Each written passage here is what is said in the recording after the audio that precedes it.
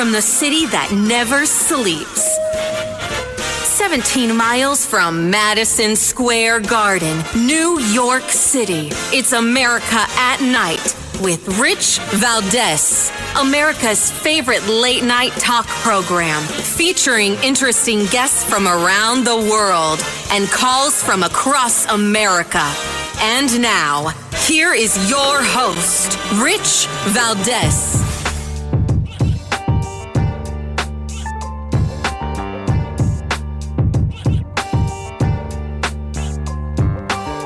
Hi there, good evening, and what's up, America? I am Rich Valdés, Valdés with an S, at Rich Valdés on all of the social media. Welcome to the Monday night edition of the program. We are live and national.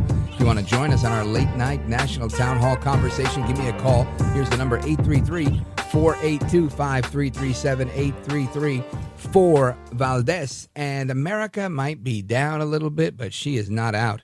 The leftists within the Democrat Party continue to try and reimagine a new America, their version of America. But in so many ways, that's such a bad idea. You know what's a good idea? Reopening the government. You know who's doing that? The Republicans and El Trompito, because the Democrats have caved, and the vote is going on as we speak. The Senate is voting as we speak. The government may be reopened as early as mañana, if not Wednesday, if they finalize all the votes they have to do before then. So things are looking up. Things are looking optimistic. And I'm very happy about that. Again, I'm not sure if I gave you the phone number. It's 833-482-5337, 833-4-Valdés. And if you're with me tonight, I want to make sure you stick around for the entire show. We've got a lot to discuss tonight. So kind of like back in the days, right? Like the 1950s. You know, kick back, relax, gather around the radio back when there was no TV, you know, that type of thing. And I want you to, you know, really be locked in with what we're talking about tonight. We're going to talk about this government shutdown coming to an end, what that looks like, and how the Democrats are going to sign the deal that they've signed 13 times in the past, and the one they've refused to sign for the last 41 days.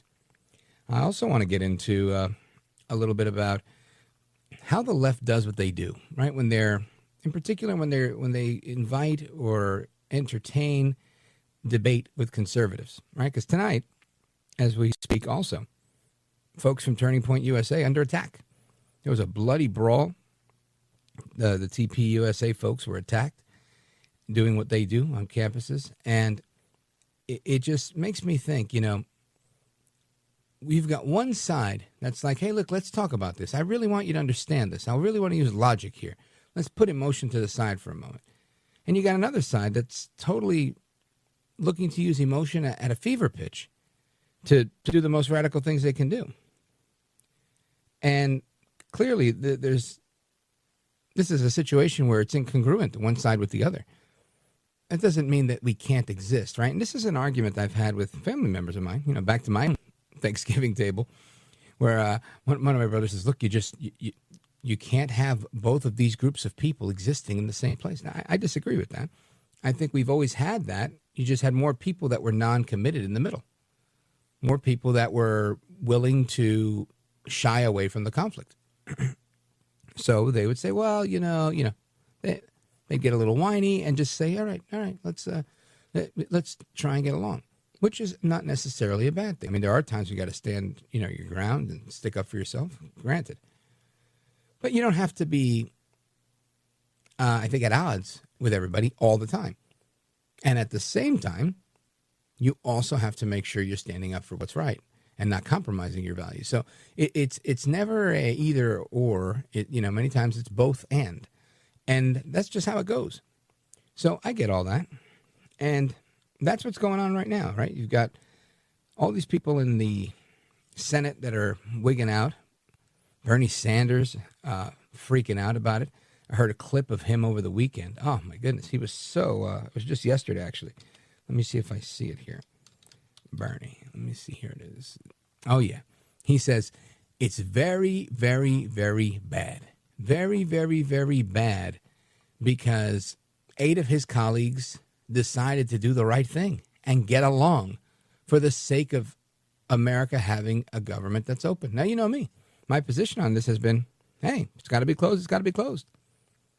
But some people need people to vote for them. And some of these people said, hey, I'm going to vote with the Republicans because we need to reopen this government. So Bernie Sanders takes exception to this. And he says it's a very, very, very bad vote. Very, very bad vote to reopen the government. Listen to this. Tonight, 8 Democrats voted with the Republicans to allow them to go forward on this continuing resolution. And to my mind, this was a very, very bad vote. What it does, first of all, a little bit, but very bad vote. Bernard Sanders, healthcare is a right. Denmark, very bad vote. Well, listen, you would think a very good vote would be where you open up the government. These people that they claim to be for are getting the SNAP benefits that they need. The military's going to get paid. You know, all the things that they want, air traffic control, all the stuff that we've been hearing about. Why aren't the Democrats doing backflips? Why aren't they trying to take a victory lap? Why aren't they saying, you know, because of our leadership, because of Hakeem Jeffries, because of Senator Schumer, because of Senator Sanders and the sombreros and all of the memes, we've decided to open the government, right? They're losers. And I don't mean that in a derogatory way. I mean that in a factual way, right? They've lost this battle. And I'm glad they lost. The American people have been losing. Now, I make light of it every day, and I'm like, hey, it's not affecting me, and I get that. But I realize that I go out of my way to make sure I try not to interact with our government. But there are people that have to. You know, and there's a whole place, right? It's called the swamp. These people live on the government. So I get it, and they have families and things like that. I try not to let that, escape me. But amazing that Bernie Sanders says this is bad. I'll tell you what I think is bad. I think it's bad when you have a president that's unwilling to talk to people he disagrees with. We don't have that in Trump, but we had that in Biden. I think it's bad when you have Christians being slaughtered in Nigeria, in Egypt, in Syria. So when I hear that al-Jalani, known as al-Shara, the new president of Syria, is in the White House today, I'm not upset by that. I think that's kind of what the president does as leader of the free world. He's leading the free world, right? He's doing what the leader is supposed to do. I'm sure he's making sure that he's talking about this Christian genocide that's going on in Syria and other things, because this is what we do, right? This is what President Trump has been talking about. So why not take an opportunity to discuss that while bolstering yet another relationship, even if it's with someone with a questionable past in the region? It's the only way you get things done. So anyway, those are just a couple of my opening thoughts. I have a whole bunch more to go. I mean, our buddy Sergio Gore was sworn in today as ambassador to India. Congratulations, Mr. Ambassador. We also have a bunch of pardons that took place. So there's a lot of things I want to get to, but I want to stay on this government shutdown stuff, and I want to play the full length of that Bernie Sanders clip because, man, he's so entertaining. Bernard Sanders, he's just so entertaining. Healthcare is a right. Denmark. So we're going to do that straight ahead. And your calls, of course, are coming up, 833-482-5337. And straight ahead when we come back, Maryland's only Republican Congressman Andy Harris joins us. Don't go anywhere. This is America at Night with Rich Valdés.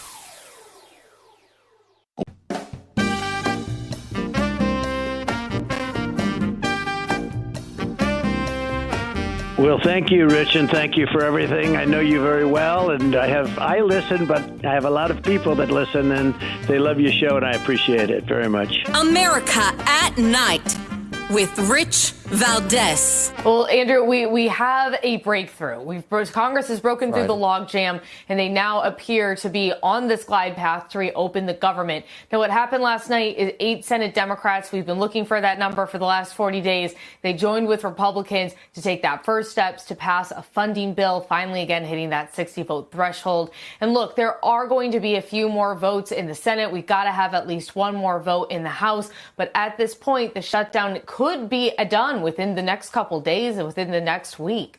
Now, the agreement that they put together, it funds part of the government, including things like SNAP, agriculture, veterans programs for the rest of the 2026 fiscal year.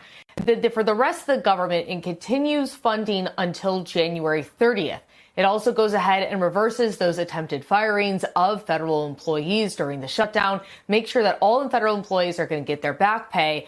And Democrats have been promised a vote on extending those healthcare tax credits by the second week of December on a bill of their choosing. And while, again, these 8 Democrats, they've said the deal on the table right now, it's the best they were going to get, others within their party, including Senate Minority Leader Chuck Schumer, were livid that the shutdown is going to end with no concrete deal on those healthcare tax credits. I must vote no. This healthcare crisis is so severe, so urgent. We've heard enough of Chuck Schumer. And now that, again, a report from CNBC. And I want to get into this with our guest, Congressman Andy Harris from Maryland, the lone Republican coming out of Maryland. Congressman, welcome. Hi, good evening. So we're on the verge here of the government reopening. Should Americans that are listening right now, we're live right now, should they get excited, get their hopes up? Do you think we're going to have an opened United States government tomorrow or possibly the next day? Well, it won't be tomorrow. The Senate's probably going to vote it out tonight, and then the House has to come back in session. We have to pass what's called a rule tomorrow night, a rule for debate, and then on Wednesday we can vote to reopen the government. Hopefully the president signs it Wednesday, and Thursday morning, government's reopened. All right. Well, walk us through, I guess, some of the political nature of what's happening here. There were some holdouts. I know Fetterman had been pushing to get some of his colleagues in the Senate on board. And we've heard a lot of flip-flopping from Hakeem Jeffries, your colleague, as well as from Senator Schumer. What's going on here?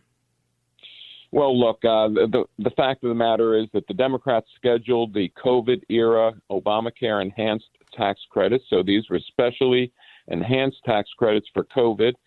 They scheduled them to expire this December.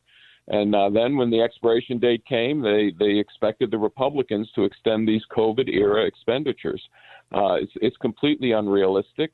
We want to return to the pre-COVID level of Obamacare subsidies, which was about 80% of the premium, and that's roughly what a private employer subsidizes for private employees.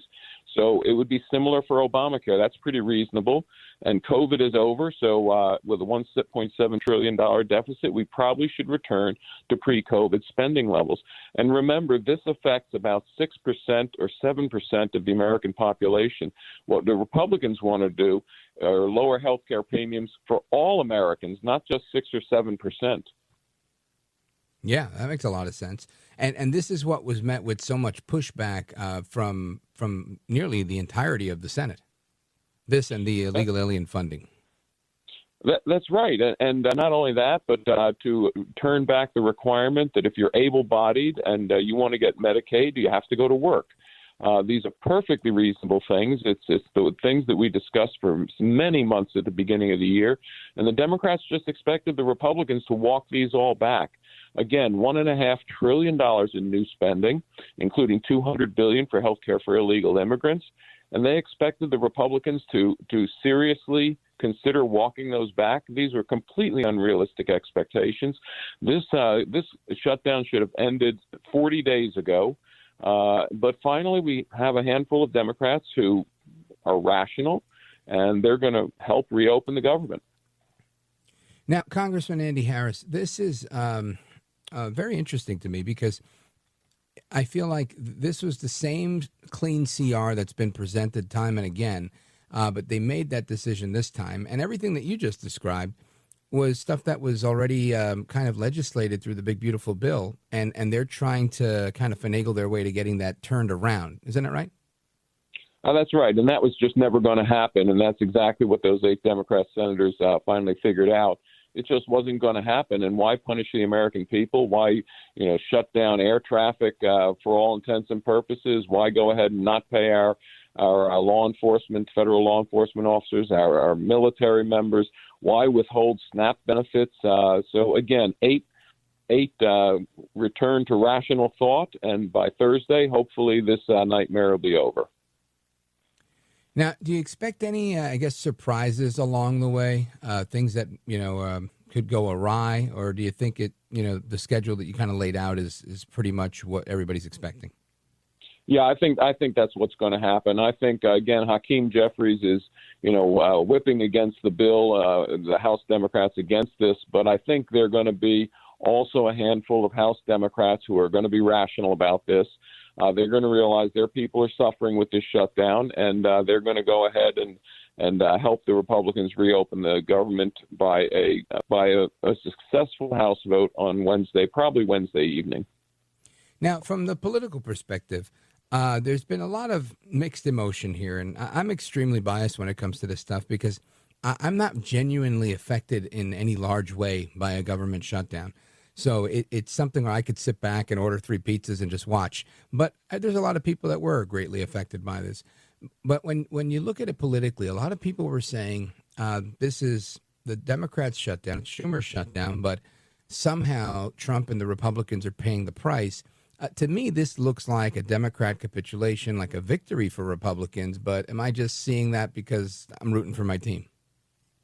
No, I think what America is going to see this week is that what it took to reopen the government is a handful of Democrats, that the Republicans really couldn't do it on their own. And all the rhetoric that you see from Hakeem Jeffries and Chuck Schumer, that Republicans control the House, they control the Senate, that's not true. Until you get 60 votes in the Senate, you don't control it. So, in effect, the Democrats control the ending of this shutdown, and that's what America is seeing this week. Yeah, that's an excellent point. I want to switch gears a little bit to immigration.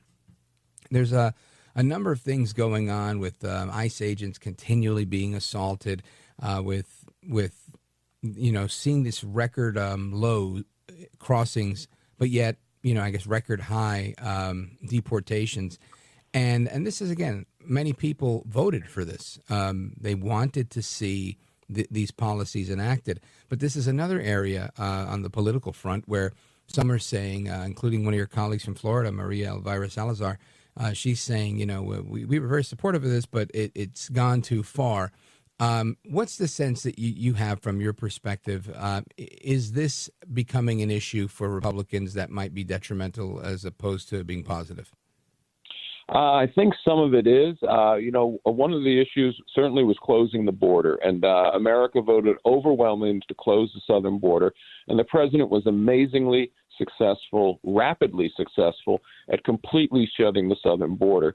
So the next step is we have to decide what to do with all the people who have come in illegally, especially the 10 to 15 million who came in during the Biden administration. And I think most people believe they should be returned. What to do with people who've been here longer than that, I think that might be an issue. And certainly, given that our workforce is relatively depleted in some areas, we may need to address that issue.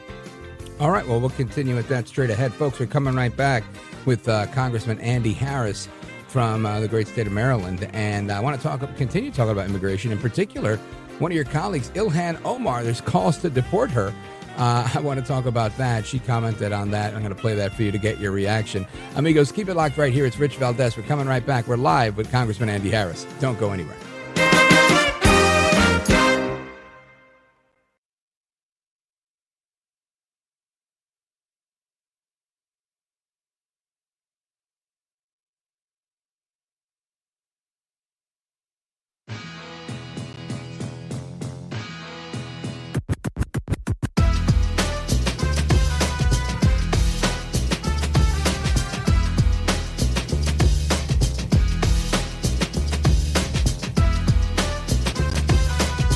Look at Rich Valdés. He's not a radio host, and he's a great radio host. America at Night with Rich Valdés. I mean, I have no worry. I don't know how they take away my citizenship and deport me, but I don't even know why that's such a scary threat. I'm not the 8-year-old who escaped war anymore. I'm grown. My kids are grown. I can go live wherever I want.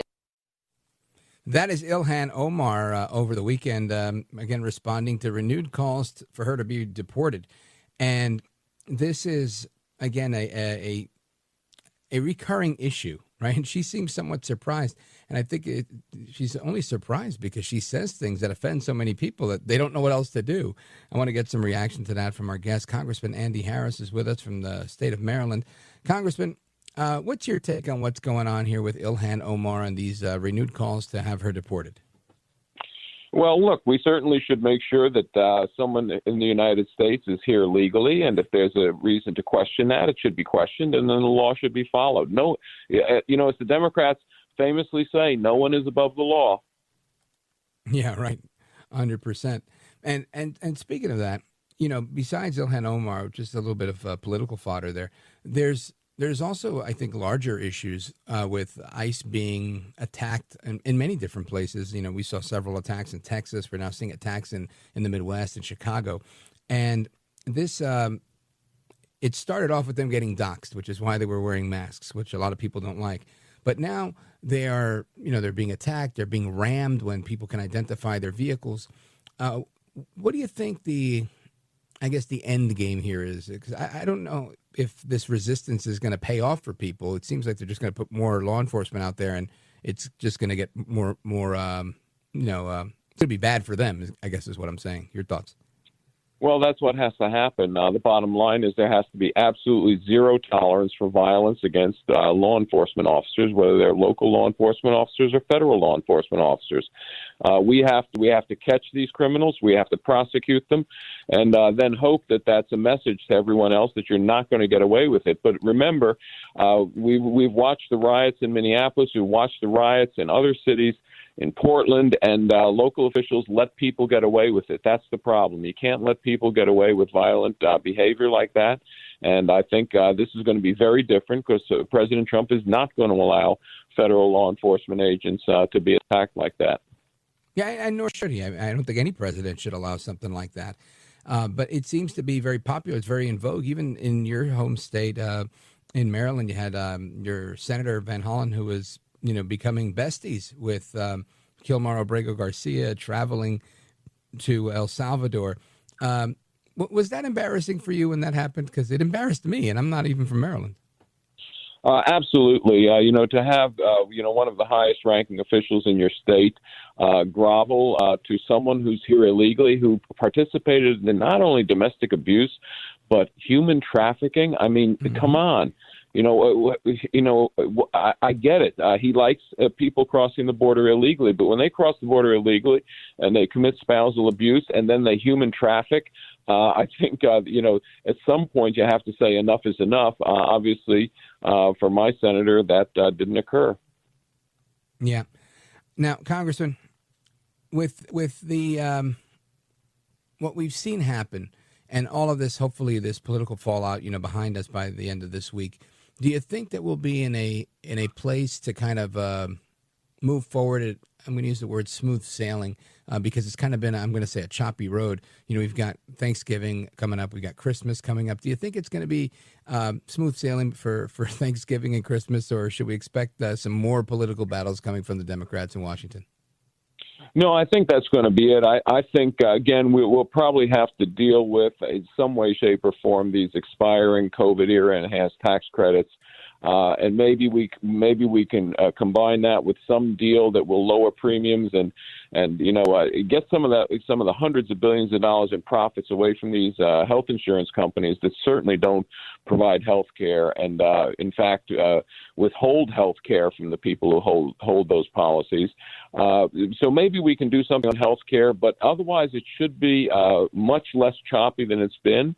And again, hopefully we can make progress on reversing the Biden-era inflation that's still with us. You can't roll back. It took 4 years for Joe Biden to get inflation as high as it was and prices as high as it was. You're not going to roll them back instantaneously. But I think we have a year till the next election, and I think the president's going to make serious headway on that. I like the way that sounds. Congressman Andy Harris, let everybody know how they can keep up to speed with you and follow the work that you're doing up on Capitol Hill. Well, the easiest way is go to harris.house.gov. That's our congressional website, and we'd love to have them follow what I'm doing up there. Outstanding, sir. Thanks for being here. I appreciate you staying up late and keeping us company, bringing us up to speed on everything, and Godspeed to you. Thank you. You bet. And amigos, we continue with your thoughts, your calls, your reactions to everything that's going on. Plus, I want to wish the United States Marine Corps a very happy birthday. You guys know my late brother, Robert Valdés, was a United States Marine. And we'll talk a little bit about that. We're going to talk about a couple other things that are in the news. Speaking of Marines, there's a crazy story about a Marine vet and Delta Airlines. We're going to get into that in a moment as well.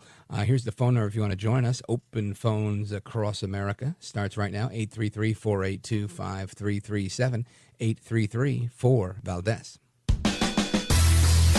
This is America at Night with Rich Valdés. Call now, 833-4-VALDEZ. That's 833-482-5337. 833-4-VALDEZ. That's Valdés with an S.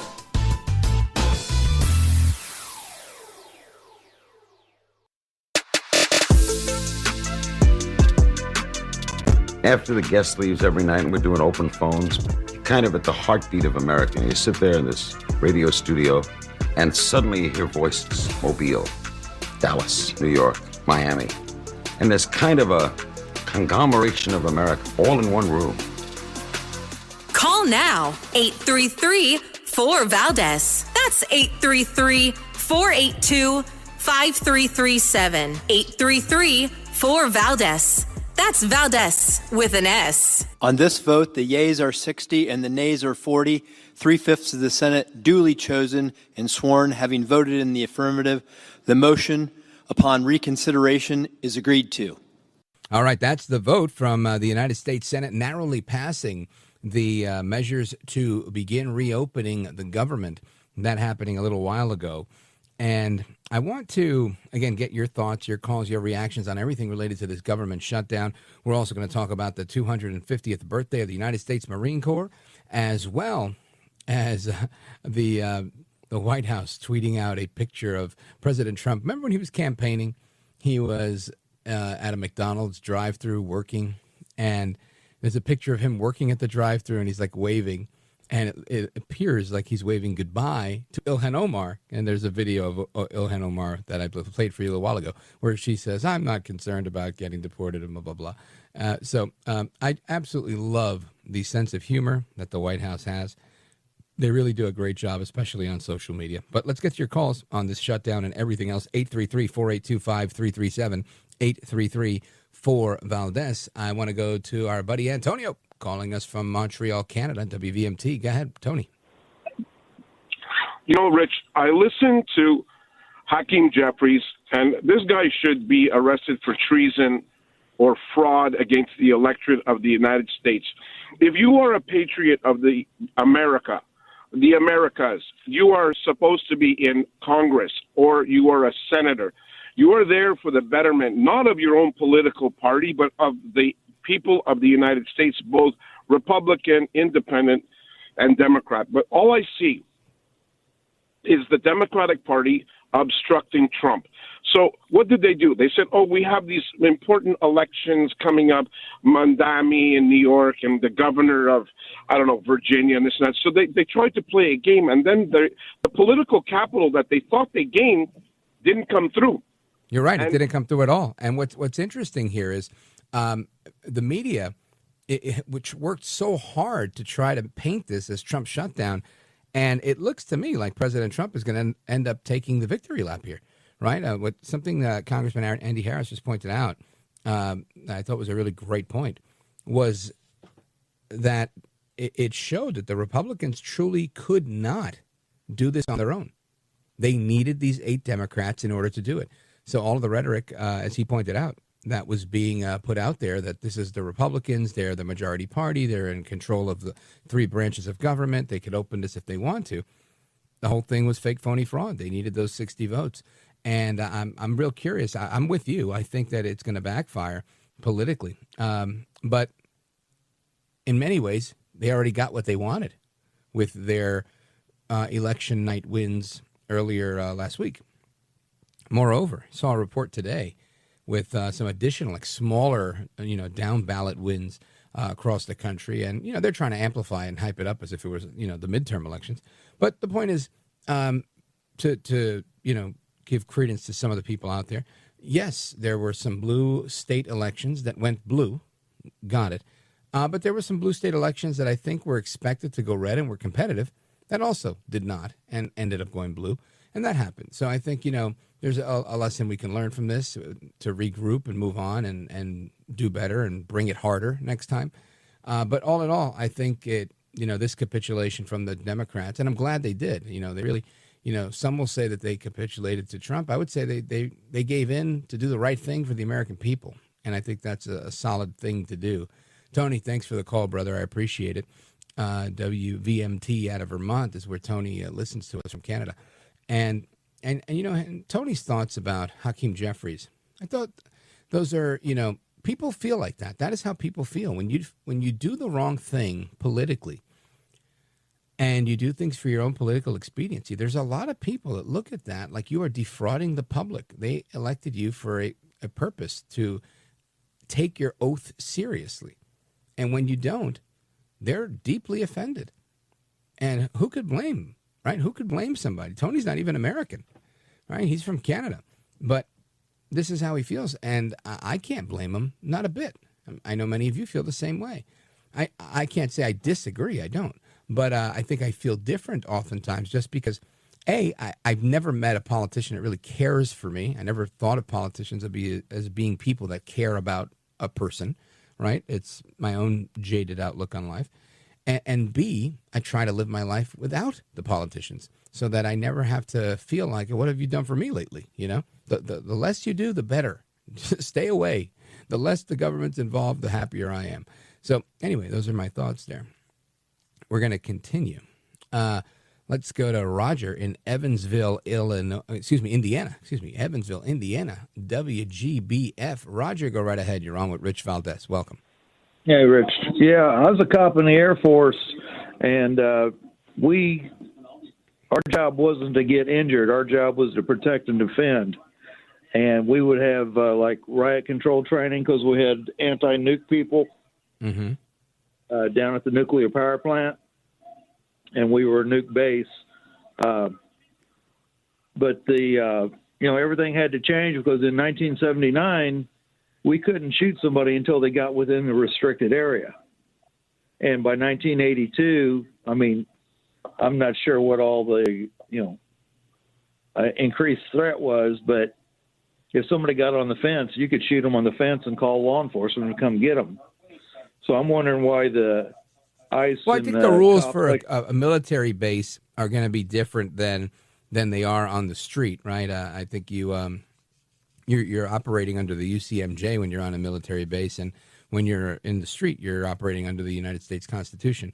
What's happening with the ICE agents, though? I think that they're in a PR war as much as they are in any other type of war, and the last thing they want to do is provide more footage to anybody who's against them, trying to say, look at what these guys are doing. Look how bad they are. Look how violent they are. And this is not a new tactic of the left. Let me tell you, in 2006, right? So what's that? 19 years ago, I moved to a small town in Essex County, New Jersey. Nice little town. And the police came to me one day, gave a flyer, with a mugshot type of thing, a sketch, saying that somebody was inviting little girls that were walking home to get in their car. And I was walking with my own little girls, picking them up from school. And I thought, that's terrible. I can't believe that's happening in a neighborhood like this. And right next to the, where the main street was, right on the school fence, they had a big sign that said, volunteer with the police. So, I called the number. I was interested and said, if you want to help, help. And I did, and they sent me to this abbreviated police academy, and I served in the reserve unit of the Nutley Police Department. And it was really cool. It was, 3-month training and whatnot. You learn use of force, how to use the police car, all sorts of stuff like that. And to make the long story short, one of the trainings that I did there with the local prosecutor, the county prosecutor, was a video, and they broke down the video like frame by frame And the first thing they do is they show you the video, and it's a cop on a horse, mounted officer, and he's doing crowd control in a riot. And he's using the horse to like push the people back. Very effective until the horse freaks out. It's up on its hind legs, and it, and the officer's like swinging the billy club that he had in the saddle at a guy that's right by the horse's feet, and he's just nailing him with this billy club. And it looks as if the officer is attacking this guy. But in slow motion and with other camera angles, what we find out is that these professional agitators, and again, this is 2006, would throw marbles or ball bearings at the police horse's hooves. And the horse would then slip on that, freak out, and that's what would cause the horse to go out of control. And the officer saw all of this and grabbed the nightstick and then started whacking the guy that did it because he attacked his horse. But you don't see that on the angle that the lefties are shooting, because they're trying to make it look like these are the most violent cops ever. So I think forever and a day, we've known that the left is trying to set law enforcement up to make them look like they're out there doing the wrong thing. And I know that you can't necessarily do the job thinking, oh, but what if, but what if, but what if? But there are people in any police organization that are worried about that. They're trying to manage the public relations aspect of this, because it really is about public safety, and you want the public on your side.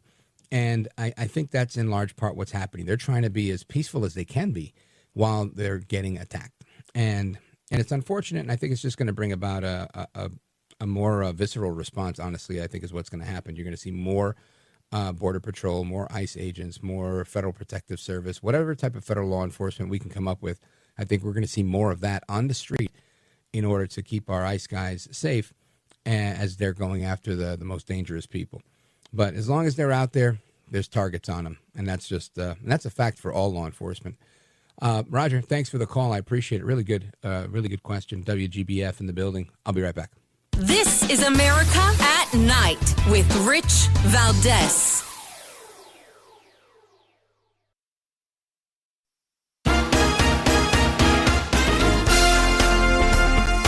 All right, amigos, welcome back. Rich Valdés. And again, it is the 250th birthday of the United States Marine Corps. Happy birthday to the Devil Dogs. And this, back today in 1775, right, November 10th, the United States Marine Corps was known back then as the Continental Marines, was formed by an order of the Second Continental Congress. Today, they continue doing what they do. But I want to bring your attention to a story that was in the New York Post today with an update on a legal dispute. Now, back in May, this gentleman, his name, Matias Ferreira, 36 years old. He's in excellent shape, by the way. He's a veteran Marine and a cop in Suffolk County. He's a double amputee, but I'm telling you, he's in way better shape than I am for sure. And he was on a Delta flight in the extra legroom section where, it's the exit row. And they told him, sorry, sir, in the event of emergency, because you're a double amputee, you can't do this. And he got into this big argument with them, and they forced him out of there. And, his response to that was, I don't want the kids that I've worked with in a capacity who also have prosthetics to ever feel like they can't do something because somebody said, hey, you're a liability. And that's essentially what he felt like that day, is what he told the New York Post. And I thought that was admirable. I got to tell you, I've seen a lot of people in way worse shape than he is, sitting in those exit rows. So shame on you, Delta Airlines, for doing that. This guy's an American hero. He's a patriot, and we should give him the respect he deserves. Happy birthday to the Marines. Again, shout out to my late brother, Robert Valdés. Bobby, rest in peace, brother. Happy birthday to the Marine Corps. It's Rich Valdés, and I'll be right back, I think.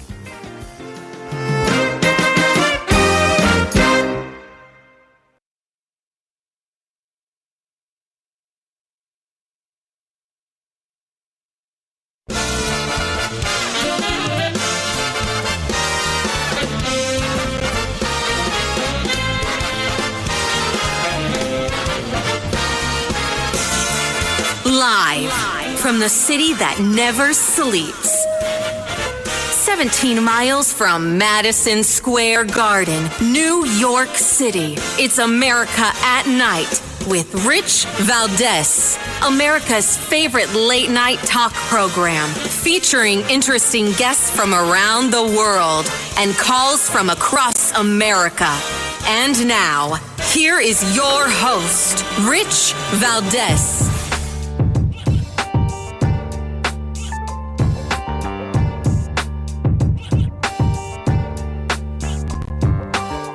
Hi there, good evening, and what's up, America? I am Rich Valdés, Valdés with an S, at Rich Valdés on all of the social media. Welcome to another hour of our program. We're live and national, Monday night, 7 minutes past the top of the hour. If you want to join us on our late night national town hall conversation, give me a call, 833-482-5337, 833-4-Valdés. And the government is going to be back in action soon. The Senate narrowly passing a resolution to begin opening the government again. That was a vote. Actually, we have the vote clip. Let's play the vote clip, Mr. Good. Go right ahead. On this vote, the yeas are 60 and the nays are 40. 3/5 of the Senate duly chosen and sworn, having voted in the affirmative. The motion upon reconsideration is agreed to. So there you go. They finally got their 60 votes, contrary to what the Democrats have been saying. They don't have it. They don't have it. They don't have it. That, you know, the Republicans had all the control. They didn't have it. They were able to get the 60 votes, getting 8 Democrats to come on board with them. And it finally happened. So that's that. We'll continue taking your thoughts and calls and reactions on that this evening. Of course, 833-482-5337. But I want to talk about the issue of genocide against Christians. Again, I like to keep my finger on the pulse there. And over the weekend, the pastor is becoming famous now, right, on social media. The Nigerian pastor, Ezekiel Dachomo, Dachomo. Now they're attacking him, saying, "Oh, but the guy's got a private jet. Why doesn't he get people out of there?" And he's hiding, and he's this. He's not hiding. He's on social media all the time, putting out new messages, and he's also said he doesn't have a private jet. But why shoot the messenger, right? Listen to what he had to say. The terrorists had what Trump has said. And they are doing their best kill as more people before the arrival of U.S. soldiers. So I'm making this video to tell the whole world, please pray for us. Christian, your prayers is more than AK-47. It's more than rocket launcher. It would destroy and destabilize evil networking in the dark world. And that is what I'm doing right here in the office this night. What am I to say? Thank you, equipping the persecuted. Joa Saul. All right, so that again is Pastor Ezekiel Dachomo, and he is a pastor in the Plateau State, and he's been making a lot of videos calling for support from all over the world, prayerful support, as well as military support from the United States in particular, reaching out to President Trump by name. And in this recent one, you heard him say, you know, before the soldiers get here, the terrorists, Boko Haram and others that they're going against, are out here killing everybody they can because they know that this may eventually come to an end. And I put myself in his shoes for a moment, and honestly, I can't, right? I don't have the mental capacity to really think of what it's like to be in your own country being persecuted for your faith in Jesus. Just wild to me. But that's what's happening to him and his people and the flock that he leads and others like him. And you've got to give credit to a guy like this that's out there doing, literally doing the Lord's work and having the courage to stand up in the face of a real genocide. And it's a sad state of affairs. So I'm grateful for the conversation we had the other day with the State Department. And their commitment to acknowledging this and, escalating it to what I think many of us hope is is a level that, merits the attention it deserves. But, man, just wild stuff that's happening. And again, this isn't isolated to Nigeria. This is also happening in Egypt as well as Syria. And President Trump inviting the president of Syria, the new leader there, to the White House today. And this is a guy who was an al-Qaeda leader, right? Went by the name of al-Jalani. Now his name is al-Shara. And a lot of people taking exception, saying, well, how are you going to let this former al-Qaeda guy in the White House and treat him like he wasn't a terrorist before? And while I get those concerns, I also realize if you're looking to bring about peace and you need to build alliances and relationships, then there's only one way to do that, but by putting your best foot forward.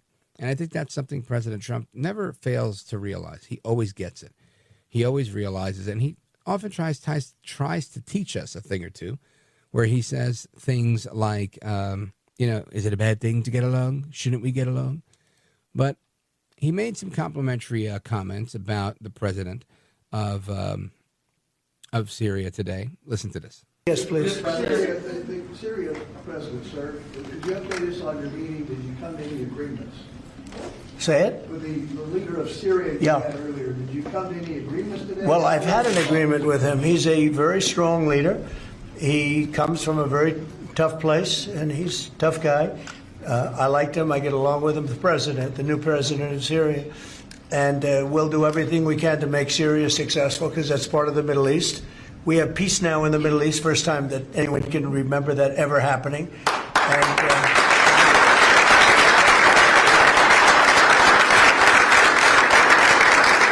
as you know, Syria is a very big part of the Middle East, very important part. If you look back at Syria for years, they had the doctors, the lawyers, they had so many of the great intellects. It's an amazing place with great people. And we want to see Syria be successful along with the rest of the Middle East. So I have confidence that he'll be able to do the job, absolutely. Again, President Trump saying he is a strong leader. And people freaking out about it. And listen, I get it. Everybody's entitled to their opinion. But I think people oftentimes, they just lose sight on again, who Trump is. Right? He is this very experienced negotiator from New York City that he's not shy or ashamed of schmoozing a little bit to get to a deal. And if he's got to say, look, the guy's very strong, I respect him, I understand, he's going to say those things. He didn't say, I'm going to have him babysit my kids, and I think he's, he should be Time Magazine Man of the Year.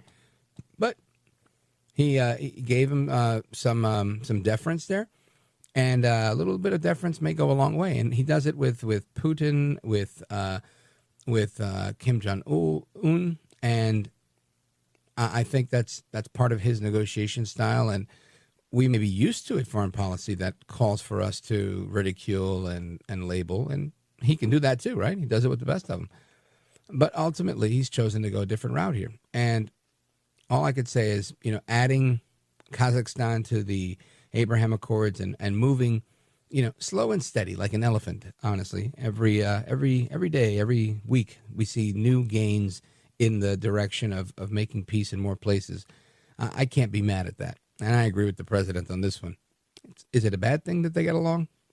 So we're going to talk about that and why some people embrace this, very toxic rhetoric. And there's always going to be rhetoric, right? There's always going to be people that go out there and debate, sometimes very, very learned people, scholars. And even they are going to face different challenges and obstacles when they're debating. One that comes to mind, the great professor Carol Swain, who had a debate at the Cambridge Union and nailed it, right? It was a huge win for her. Yet there's always a back and forth, and we're going to learn a little bit about that back and forth and what that was like, because we've seen others that have stepped into that arena of debating internationally, Charlie Kirk and others. And it's not always a fair playing field, but that is the name of the game. Keep it locked right here on Rich Valdés. This is America at Night with Rich Valdés.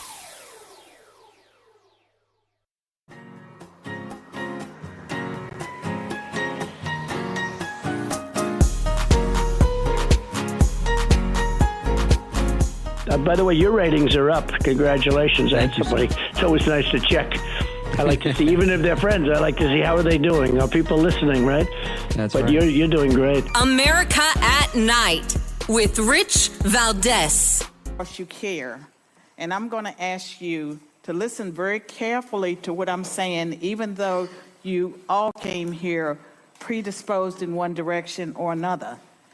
And I've listened to the opening speaker, the closing speaker, and they brought up a lot of things that had nothing to do with the motion. I'm not here to debate DEI, but I'd love to debate it with you. And we're not here to debate disparities in the black communities, because a lot of that, you could argue, it's cultural decisions that people make. We could debate that too at another time. I'll be happy to return to debate these people. That is Dr. Carol Swain. She is a tenured professor emeritus at Princeton and Vanderbilt. She's the author of 14 books. We've had her on in the past. She's absolutely terrific. And she just won a debate just a few weeks ago about BLM, the Black Lives Matter movement, at the Cambridge Union. And I thought this was fantastic, because nothing better than winning a debate, except winning it, when you don't have the home court advantage, right? Going to somebody else's backyard and bringing home the win. So I want to get into this because, again, these are not delicate topics. They're sensitive topics for many people, but I think they're, in many ways, they're really just black and white. They're very simple. And I think she has this unusual ability to simplify things that can oftentimes be viewed as complex. Dr. Carol Swain, welcome back. It is a pleasure to be back on your show. Thank you. And congratulations on your big win at the Cambridge Union debate. Talk to us a little bit about how that came about. I guess, set the stage for us a little bit, for those who weren't aware that you were there and did your thing over there. But what prompted that, and what was that experience like? I received the invitation in June, and that was less than a month after Charlie Kirk had debated. And the presentation he gave, the format was very different. And I remember Charlie saying that he debated the entire student body. Yeah. And he had jet lag. It did not go well for him that night. So when I received the invitation, I was asked if I would debate the question, Black Lives Matter had the right intentions but the wrong strategies. And I immediately agreed, even though I knew the audience would be hostile. I assumed that I would do well as far as bringing forth the arguments against Black Lives Matter, because I have been involved in discussing them from their inception. And so it was back in June, and over the summer, I could not get any questions answered about who the opponent would be or what the format would be. And I was later able to get that information in September. And then 2 weeks before the debate, they changed the question to Black Lives Matter should be judged by their intentions and not their methods. So nothing like trying to switch it up at the last minute after you put all your preparation into it. Did that throw you a serious curveball, or did you expect something like that? And clearly you were prepared for it either way.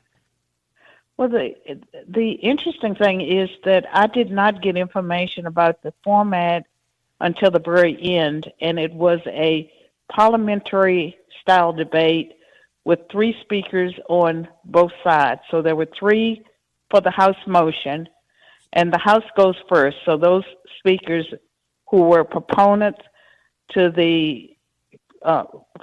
for the motion that Black Lives Matter should be judged by their intentions and not their methods, they went first. And on my side was a UK police commissioner and a radical black professor that used to be at Texas A&M that was in the UK. I was the only speaker that traveled from America to participate.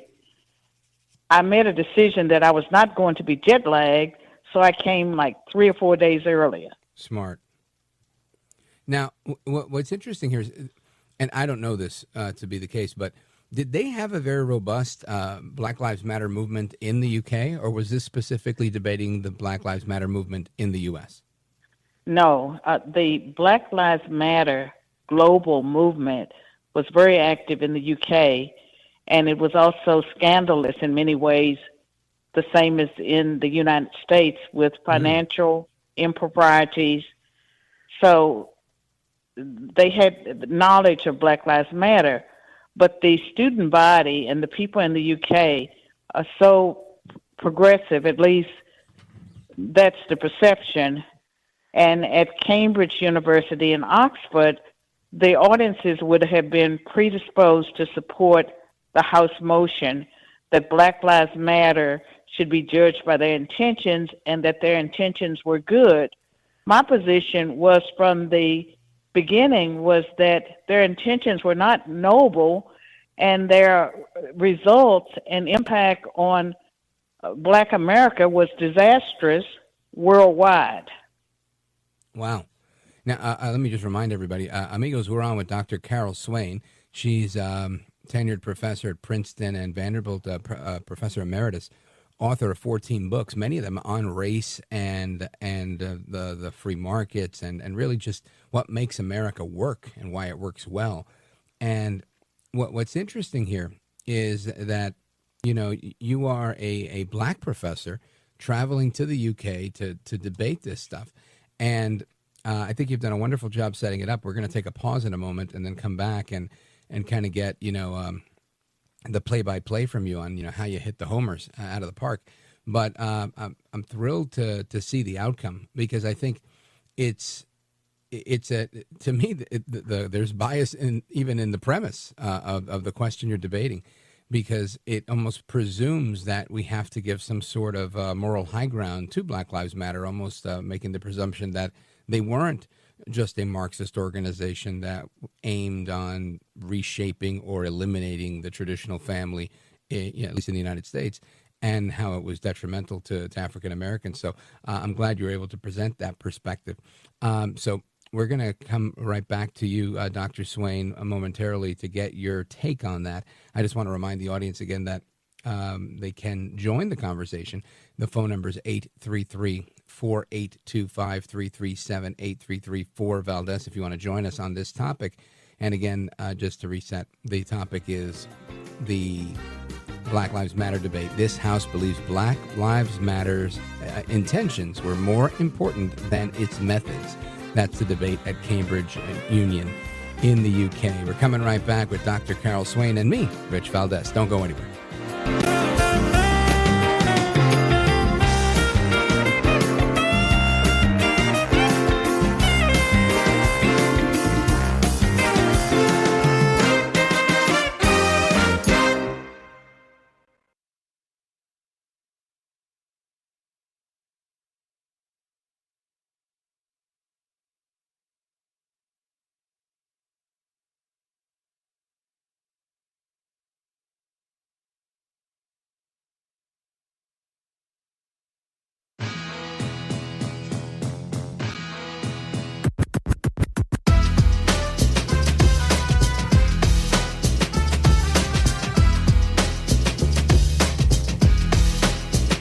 The best guests, the best opinions.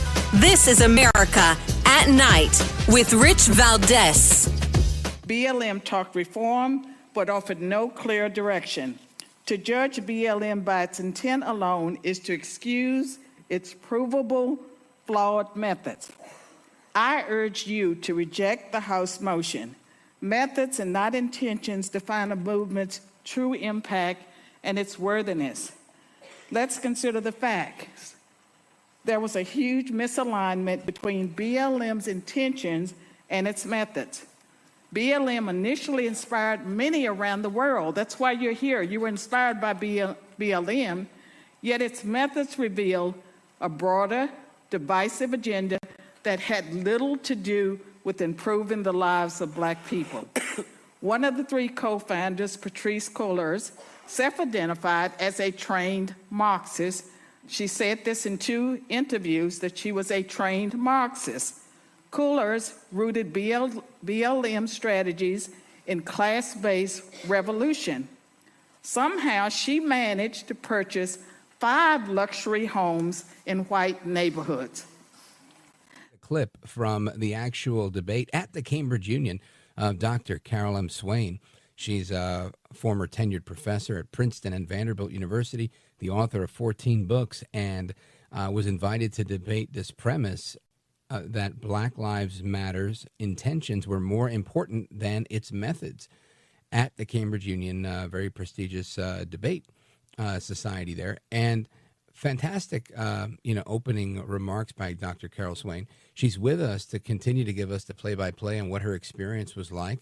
And I'm thrilled to bring her back. Dr. Carol Swain, welcome back. And once you made this statement about Patrisse Cullors and her, I guess, hypocritical position on saying, we're here to, ignite this class warfare. But while we're at it, I'm going to buy all these, $1 million homes in these very ritzy, oftentimes white neighborhoods. How did that play out during the debate?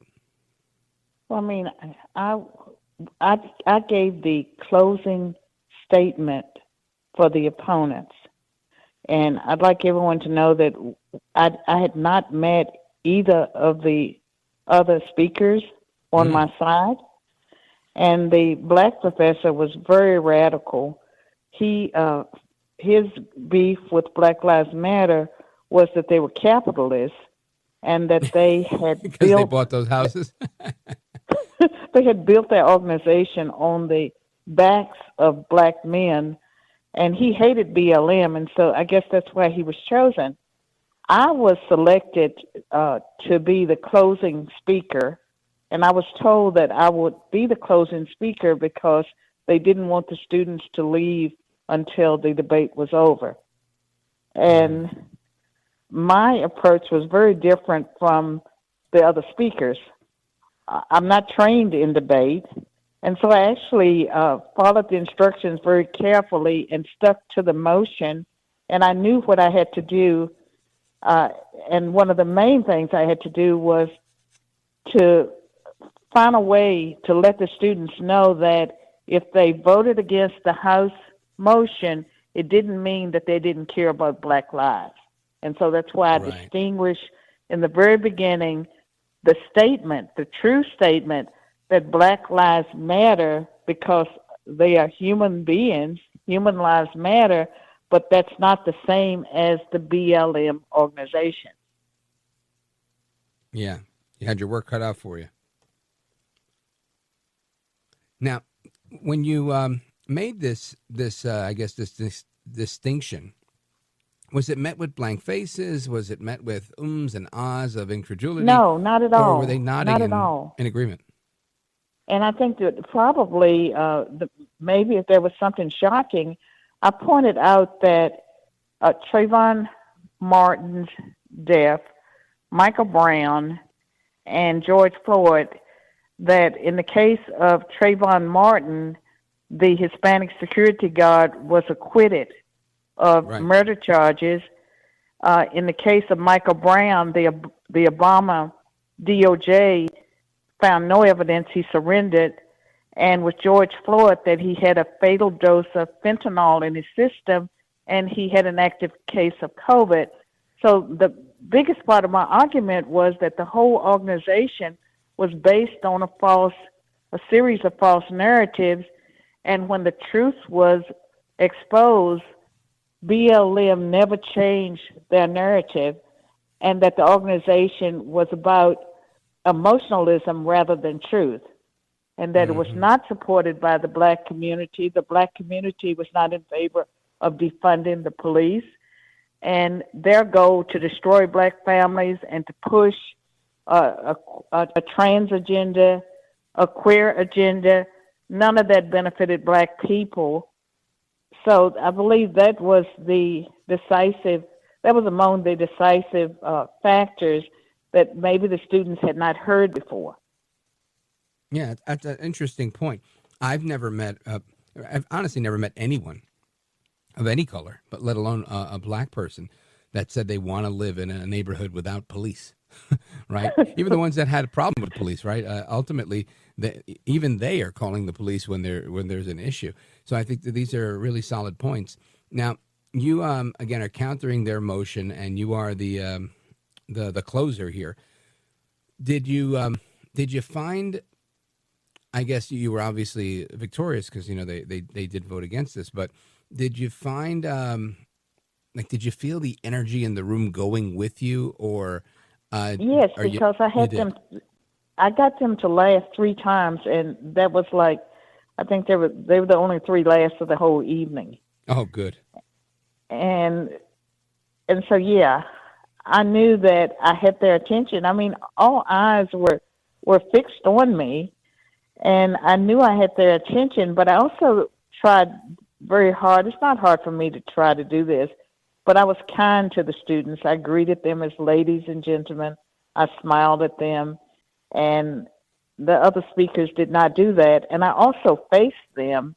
For some reason, the other speakers positioned themselves where they turned their backs to half of the audience.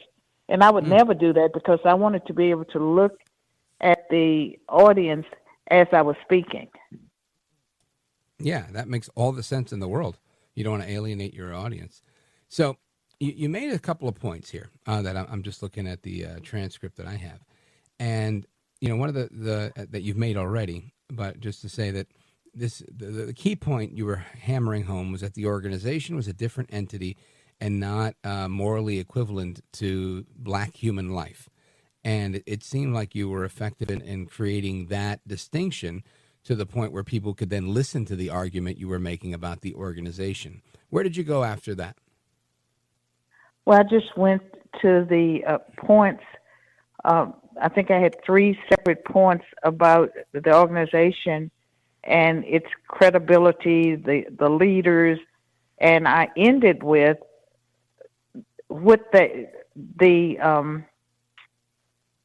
the goals articulated by BLM on its website and in its founding principles were not goals that would benefit Black America, that Black America would be benefited by, police presence, strong families, education, and these were not the types of issues that BLM focused on. They were not concerned about how you improve the lives of everyday Black people. And I did not spend a lot of time on the financial improprieties, but the opening speaker for the proponents who assumed that I would talk about DEI, which I didn't, she spent time basically outlining and trying to defend BLM's financial improprieties. And so she did part of my work for me. I didn't have to talk about the improprieties because she did it. Yeah. Now, how would that benefit them? I guess trying to say, no, they're going to say that they were a bunch of crooks, but they're not a bunch of crooks. They needed this property. That's what you said. That's pretty much how it went. Oh, wow. That's weak, though. I don't know if anybody was going to buy that. Once you see and these in houses, the end, so my side won, and I want to tell you how they won. 60 people, as I recall, and I don't have the statistics. I didn't write it down when they were reading out the results. But as I recall, it was about 60 students that voted for the House, the proponents of that motion. Maybe 100 and some students abstained. And that was beneficial to us. And the closing side, my side, got something like 160 votes.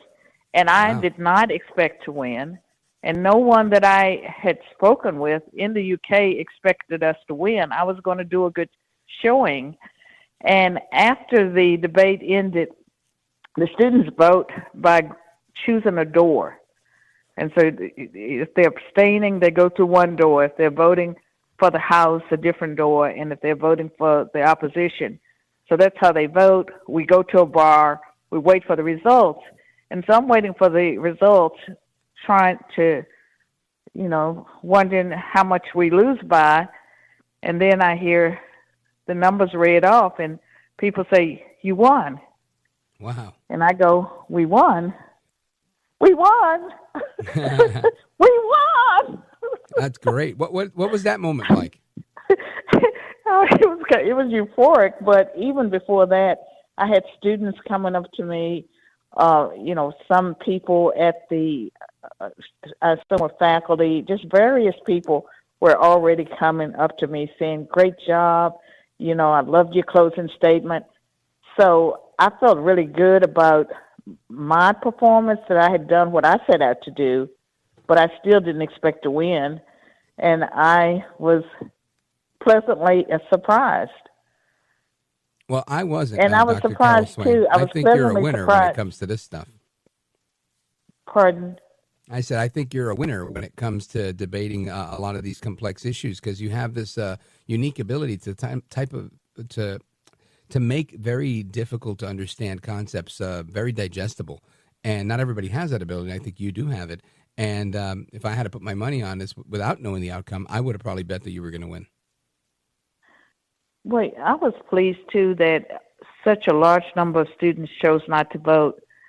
I'm sure that they came in there with their minds made up. Yeah. Again, it helps you win because there's a smaller pool of people voting. But ultimately, that means that they weren't swayed by the other side. So even if they're abstaining, it's a solid win. Good for you. Now, Doc, for people who want to learn more about the work that you're doing, or the books you've written, or the next documentary you're going to appear in, where do you send them? Where do they go? How do they learn more? Well, I have a personal website, carolmswain.com. I'm very active on X at Carol M. Swain. It's my handle. I'm active on X, Instagram, and I have a page, a website also, carolswainnews.com. And there I post some of the video clips and interviews. Outstanding. Folks, check out the websites. Follow her on Instagram and X as well. I like to call it Twitter because she's an interesting follow. She's an intellectual powerhouse and really one of the national treasures in America, I should say, that I love to have on the show. Dr. Carol Swain, thank you for being here. You are a gentlewoman, a scholar, and a patriot. Godspeed to you, ma'am. Thank you. Bye. My pleasure. Take care. And amigos, we get to your calls and so much more straight ahead. 833-482-5337, 833-4-Valdés. This is America at Night with Rich Valdés. Call now, 833-4-Valdés. That's 833-482-5337, 833-4-Valdés. That's Valdés with an S.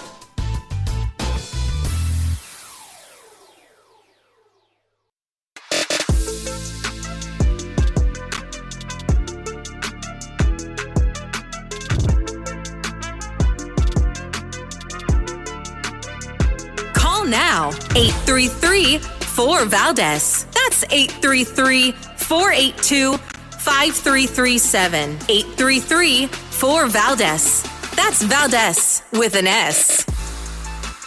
All right, amigos, welcome back. It's Rich Valdés, Valdés with an S, at Rich Valdés on all of the social media.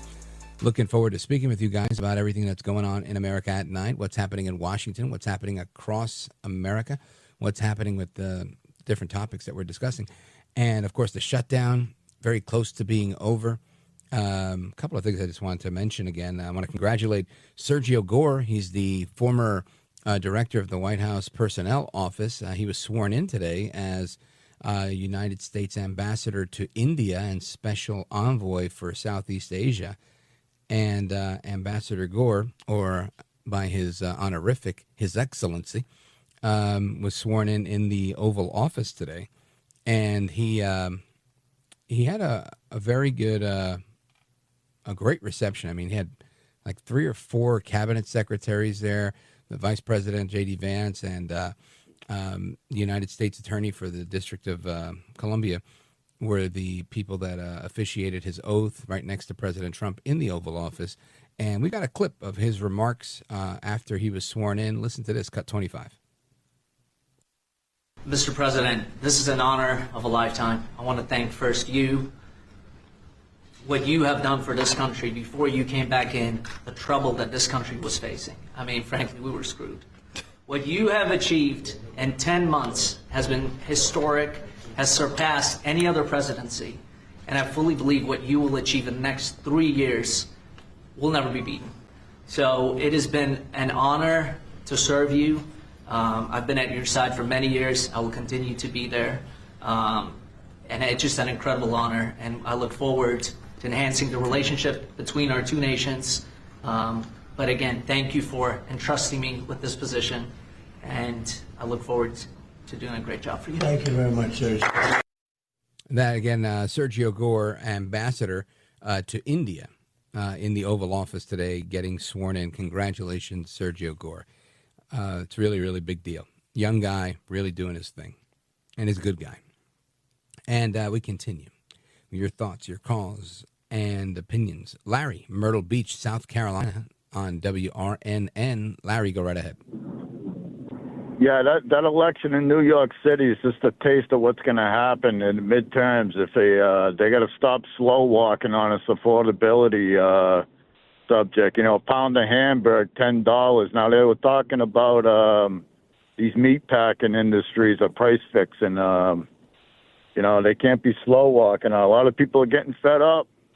You know, insurance companies. You know, they're all a bunch of gangsters, you know. They raise their prices. That's less food on our table. Well, I think that's part of why President Trump scored that deal with Argentina to buy beef from them because it was, not working out here the way it needed to. And hopefully that will have some sort of a positive impact on meat prices in the U.S. But, yeah, I hear you, man. I can say this, though. Over the weekend, I constantly bump into people. Sometimes there are people that are in my circle. Sometimes they're not so much.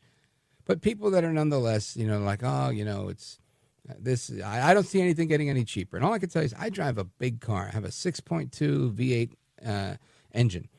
And I almost filled up my tank. It's usually $100, $90. I was just around $60 this weekend. And I thought, wow, that's fantastic. So, I see things getting better. My trips at a grocery store are also not as expensive as they used to be. So I don't know if that's just me and the good luck that I'm having. But things don't look too bad where I'm at. So hang in there, Larry. Myrtle Beach, South Carolina, WRNN in the building. Amigos, I'm going to take a pause right here. We're coming right back. Don't go anywhere. This is America at Night with Rich Valdés.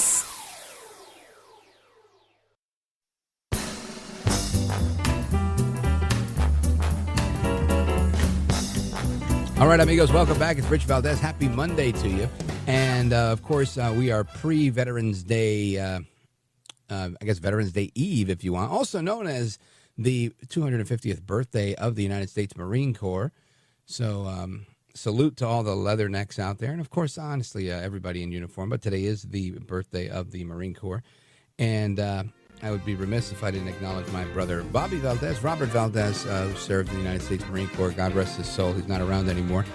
But straight ahead, we're going to have some conversation with contestant, runner-up, actually, on CBS Television's TV show Big Brother, Gina Marie Zimmerman. We're going to talk about the controversy she faced on the show and a personal story. Keep it locked right here. I'm Rich Valdés.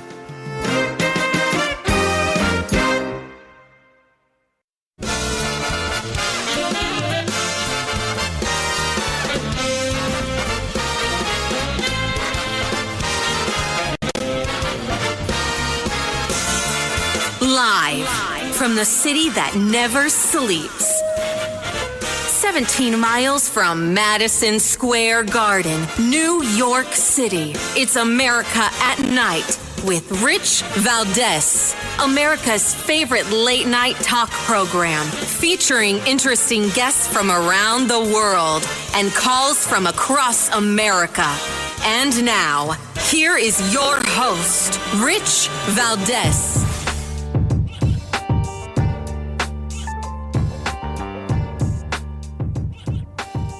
Hi there, good evening, and what's up, America? Happy Monday. It's 7 minutes past the top of the hour. Welcome back for another hour of our live late night town hall conversation, give me a call. We're live and national right now, 833-482-5337, 833-4-Valdés. Of course, my name is Rich Valdés, and I am on all of the social media at Rich Valdés with an S. If I didn't mention that, I just want to remind you, because I always enjoy hearing from you guys, the listeners of the show. And plenty to discuss tonight, right? We've talked about right and wrong. We've talked about the genocide that continues in Syria, in Egypt, in Nigeria, of all places. There really just lots going on all over the world.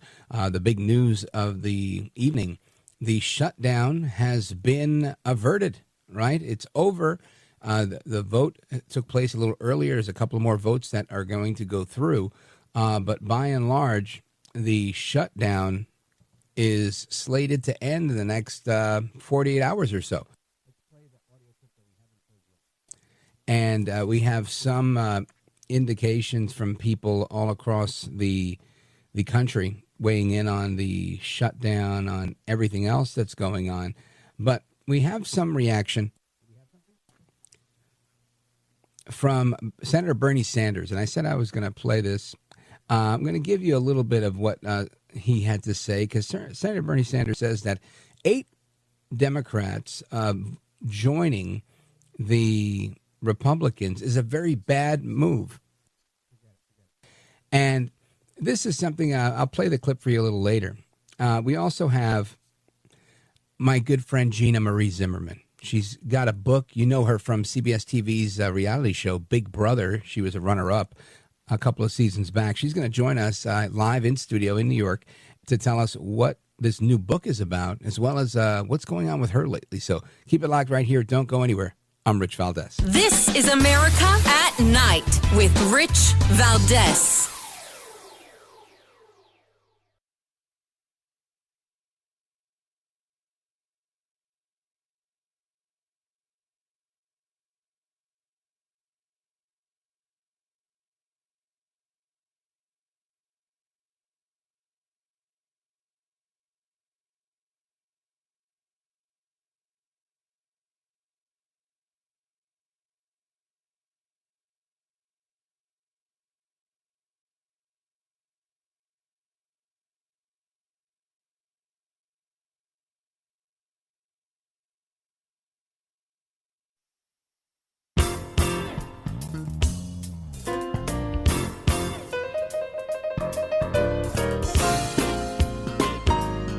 This is America at Night with Rich Valdés.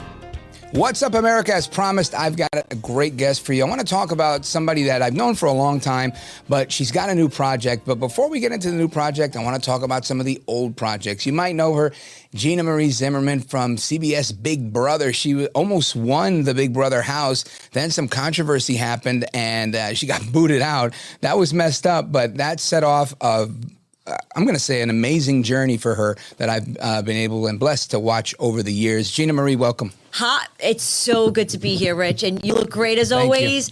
And man, I'm excited. I'm very excited to be here. Everything looks amazing, by the way. Oh, thank you. I want that in a wallet size, by the way. I'll autograph it for you. Please do. So I want to get into everything that's been going on. Obviously, this radio program years ago was the Larry King radio show. And one of Larry King's famous lines was, how does a nice girl like you from Staten Island end up in a place like this? So take it from there. Oh, well, that's actually kind of good little history thing, because I enjoyed watching that show, and I'm glad you kind of revamping it, doing it over and all that good stuff. So, no, just my life and journey has been really crazy. When I was a kid, I was kind of like the fat, ugly kid, which, got made fun of. And then I always was in dancing school, which I absolutely loved. I started to do pageants because I loved being on stage. And then I remember, and this is like one of my big achievements that I ever achieved in my entire life. I was in a pageant. I was about maybe 15. I saw the 6-foot trophy on stage. It gives me goosebumps every time I talk about it. And I looked at it and I go, I'm going to win that one day. It took me about maybe 8 years to win it, but I finally won it. It was absolutely amazing. And right from there, I fell in love with pageants, with dance, with singing. I went to acting school. I went to a professional acting school. I was like, well, I want to do acting and all this other stuff. And then I went on reality TV, which isn't bad either. So, that's kind of where it led me to today. How did you make that? Did you use the same agent that was getting you gigs for dancing? No agent. Kind of like everything I did, like kind of on my own, word of mouth. Research back when the internet wasn't the internet. Doing stuff, and then just things that I want to do. I met amazing friends from pageants. Dancing school. I've been with the same dancing school for 35 years. I still go every Tuesday, even with 2 ACLs and a hip replacement surgery, and actually a wrist surgery recently. But people are going to laugh, and they never believe me when I say this. The first time I ever auditioned for Big Brother, I got on. Wow. Yeah, I believe that. I don't want to toot my own horn, but I think that's pretty cool. So yeah. Yeah, I think I totally see it happening. Gina Marie, talk to me about Big Brother. What was that experience like? Because obviously this is a new thing. You're a girl from Staten Island, New York, which is like Brooklyn different, right? I would say it's like the suburban Brooklyn, and it's a different world. Staten Island, it's like Brooklyn meets Jersey almost. And you're there, and now you're in this house with a bunch of different people, different cultures, different backgrounds. Had to be a culture clash. And for you saying Staten Island to Jersey, that's literally how I would totally pinpoint it. So now I haven't really been out of the little bubble of Staten Island. So being around people from, different cultures, different religions, different, walks of life, areas. I mean, one of my best friend, Judd, was from Tennessee. He had one street light in his whole town. I go, come to Staten Island. There's about 8,000 cameras now. Oh, but yeah, it's crazy. But you know what? You only grow from learning stuff like that. And, even with like mistakes I made in the house or anything like that, it's, I think there's a saying in Big Brother that expect the unexpected, and from any mistakes people made, you learn from your mistakes and you become a better person. And I have to say, I definitely did that, because doing the things that I have done, good or bad, wouldn't make me the person that I am today. And I like to be a better version than I was yesterday. And I think I have done that. Amen to that. Thank you. Gina Marie, you're in Big Brother. Things are going great. You're like a finalist, runner-up. You're ready to rock and roll. We're all thinking Gina Marie's taking this thing home. And then expect the unexpected happens. Oh! Tell us how that went down. Yeah, I come from an Italian family, really, great, amazing family. And it's kind of like when you shake somebody's hand and do like when you're 12 years old, do like a pinky promise. I stuck to my promises. And I was also very competitive, but I wanted to show my strength. I didn't want to quit. I didn't want to be like, oh, I'm going to throw this comp. I didn't want to do anything like that. And I think I had even though I love you guys, I really had a bit of jewelry that like they were kind of hating on me that I kind of got farther than they was, because I was kind of like the dumb blonde. But you know what? Dumb blonde kind of paid off, because you think I was stupid, but look at me, I made it all the way to the end. So sometimes you got to play a role, but play the kind of Staten Island tough New Yorker. But listen, if I wasn't that tough New Yorker, I wouldn't have the thick skin. I wouldn't have gotten as far as I did. But I got to say, my speech, Rich, oh man, I butchered that. I went, woo, talk and dive right off the Verrazano Bridge. But you know what? I rewatch my episodes. I laugh at myself. I miss my friends and family from there. And, I still got 50,000. So I went in with nothing. I came out with something. Hey, it's a win-win all around. Ain't bad. I heard they jacked up the price now. Inflation. And then they moved the prize money up too. Good. Yeah, so which is cool. So whoever goes into next year, enjoy. It's gonna be a fun, bumpy ride. So when this controversy happens, they say that you said this, you said that, you did this, you did that. All these things go down for you. What was it like navigating that time? I always try to be like the class clown and make everybody laugh. And I wanted everybody to like me and love me, because I wanted people to laugh and smile. And then when I got like hate, I'm like, what, people actually hate me? No, it's very weird, because I always want to be the fun, friendly person. And you know what? I'm from New York. I do have a big mouth. and that's kind of, I guess, like my downfall. And I never wanted to hurt anybody's feelings or hurt anybody. I'm not like that. I mean, I saved the damn bird for crying out loud, so it's just, and I apologize because, like I said, I never want to hurt anybody's feelings. I never want to do that. But like I said in the beginning here, whatever mistakes people make in life, you could only learn from them and become a better person. And I definitely learned from my mistakes. Definitely. Yeah, and I brought it up because, again, it's ancient history for a lot of people, but I brought it up just because I was looking at, I don't know if it was People or, scrolling through something, and one of those things popped up, and it was of a girl, and we were talking about it just before. I don't remember her name, but I know she was a Hispanic girl doing a makeup tutorial, and she said something, and it was the end of her tenure on Love Island, which is popping right now, right? I heard about that, yeah. And I really, the only reason it mattered to me was because in our culture, that's a pretty common thing, and it's never been derogatory at all. And I mean, specifically, like there are Chinese people in Puerto Rico, and and I think they would agree. Is my point that if you said something like that, they're like, yeah, I mean, it's widely used by Hispanics, and maybe we're all racist, I guess. No, it's crazy because they just pinpointed. So I had seen a TikTok video that was actually pretty interesting. I don't know who it was, but he had there was a kid that went around with, I'm probably totally butchering this with my accent, a sombrero. Which I guess Mexican culture. Yeah. I said a good thank you. And he had a sombrero and almost like one of the colorful, I guess like a blanket or something that they had wrapped around, almost resembling, I guess, a Mexican, you would say. He went up to people and he says, "Do you find my outfit offensive?" People are like, "Yes." Anybody go up to, yes, if they were this culture, that religion. Because he wasn't Mexican? Yes. He went up to amazing Mexican people. He goes, "Do you find my outfit offensive?" Not one person said no.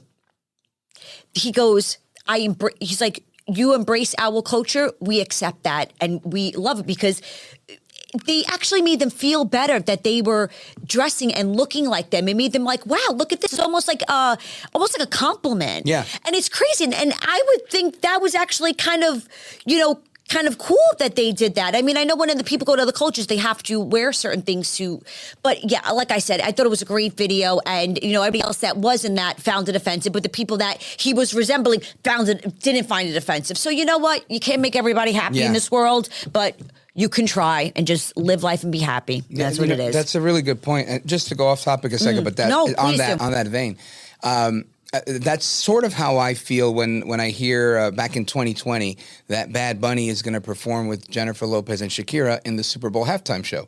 And he sang in Spanish and he did a great job. And nobody was mad at him in 2020. First of all, amazing entertainer. They all are. Right, amazing, when that happened. But now he's the headliner and he's been there before. But it's a big deal now. Well, because he's the headliner and he speaks. Yeah, I think it's because people forgot he was there. First and he sang in Spanish. His songs are amazing. They're on the radio. You guys all dance to it. Yeah. No matter what, I think it's going to be entertaining. And I love the halftime show. I like it. I love football. I like the halftime show better than the thing. So are they? So what's the verdict? Is he doing it? Is he not? Yeah, he's doing it. Oh, well, there they go. Here you go. Yeah. Listen. And I find it interesting because I understand the argument from both sides. Well, of course. I understand. Sure. I think to myself, Bad Bunny, I know the guy sounds like my dad, It's such a slice of culture for me. That's great. And listen, his political stuff, I really don't support it. I'm pretty against a lot of that stuff. I think he's not really overtly political. He just is an artist that has an opinion. Okay. Like most artists, for example. Okay. Another one that I like a lot is Robert De Niro. I know there's a lot of conservatives that don't like Robert De Niro because he said bad things about Trump. I can't go by that, right? I still think Meet the Fockers is one of the best, right? See, and I still like your movie. I don't have to judge you as a person. It's that's like another thing too. And do you know how? Which I don't know I'm going to say his stage name, Bear Bunny. Do you realize the point of his career, how amazing that is to book the halftime show? Yeah. That's what all these artists live up to. Even like when a kid in baseball is like for oh my God, I'm totally forgot his name. The one that's on the Yankees. Judge, the big one. Aaron Judge. Yes. Do you know, like, for him as a kid to be a Yankee, you know how amazing that is? Yeah, I think for anybody to become a Yankee, crazy. That's It's a pretty crazy. big deal. So for him, for his career, Right. he's probably all applauded. And he's like, yo, why are people thinking like, Yeah. oh, man, you Well, know people what? are always gonna hate, and I get that. That's, you can't make I do get everybody that. happy, Rich. You really can't. But you know what? Listen, can't we all just get along? Yeah, and I'm with you on that. And I think in particular in entertainment, we can make a choice to say, I don't like this type of entertainment, or it's too risque, it's too adult. Okay. I'll use an example. A mutual friend of ours, Angelina, right? Yes, love you, Angie, Ange. right? Shout out to Ange. I like Jersey Shore, but I didn't let my kids watch Jersey Shore until they were 18. Okay, They thought I understandable. was insane. Sure, But I sure. considered it like adult entertainment. No, The I smush understand. room and all No, it was of just too course, much. Of course. And now I watch it with them because they're See that? older, and we have a great time. It's actually a tradition of ours. We sit Wow. there, we watch Jersey Shore. We stream it now. But it to me, it's just it's all choices, right? You can filter what you want. If it's not fitting to your taste, that's fine. But if you like it, that's on you. That's great, because you know what I also want to add? So basically, let's say another thing. Someone watches a movie. Let's say Yeah. So I love horror movies. I love every type of movie. I want to be an actress. I love movies. I look at the cinematography, the soundtrack, everything to a movie to go along. I just don't watch a movie. Now, some people, I don't want to watch horror movies. But you see, I ain't mad at you. You want to watch comedy. Comedy Yeah. or romantic comedies. Okay. So I'm not, so then maybe we'll pick a movie in between. It could be a horror. It could be a romantic comedy horror. But you see what I'm saying? There you go. But you see what I'm saying? So I'm not going to be mad at you because you don't like horror movies. It's just, I like this and you like that. Okay.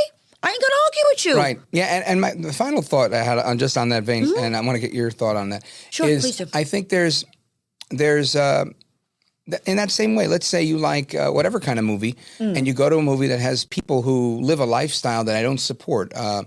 Whatever it is that you don't support. This actor does that actor does this, this actor had a drug problem, this actor's gay, this actor's whatever. Who's really filtering out what movies they watch because they have gun violence? Who's right? But yet in music, it seems to be, it's like, oh, but that's gangster rap, or that's Bad Bunny, or that's whatever. It's somehow you're the bad guy if you listen to it, but you're not a bad guy if you watch it. I think it's an incredible double standard that I think it's just fake, phony, and fraud. And you kind of put it in great perspective, honestly, and you said it very well, Rich, because that's how it is. Me, with music, I love anything from oldies to hip hop. I'm a huge Biggie fan. I with 90s and all that hip hop. I love everything. I mean, my brother got me into country a little bit, because when you like everything but country when you were a kid, but no, but country music's more like country's pop popping music right now. It is, and it's great. So I got to say, I love every type of genre music. I actually have a few songs on iTunes, sing, so it's kind of like music is, I feel like it makes your soul and you just feel better about it. Yeah. And I love music. Me too. And I think that's how we met, right? My work with VH1 Save the Music Foundation. Can we bring back the parties, Rich? We're going to bring back the parties. I'm talking to you, and I'm talking to you, I'm talking to you guys at home. Rich had the most amazing parties ever. Can we please try to do something in 2026? Make the viewers and the people and America happy. I'm working on it. Yeah, you heard it here, folks. Seriously, because I'm excited to hear that, honestly. Me too. I am too. too. Okay, good. COVID got in the way of a good time for several years, and we're coming back. That's the red it. carpets are coming back. Yeah. Who knows? We're going to get in trouble for it, but we're going to do it anyway. Folks, we're on with Gina Marie. We're coming right back. Don't go anywhere.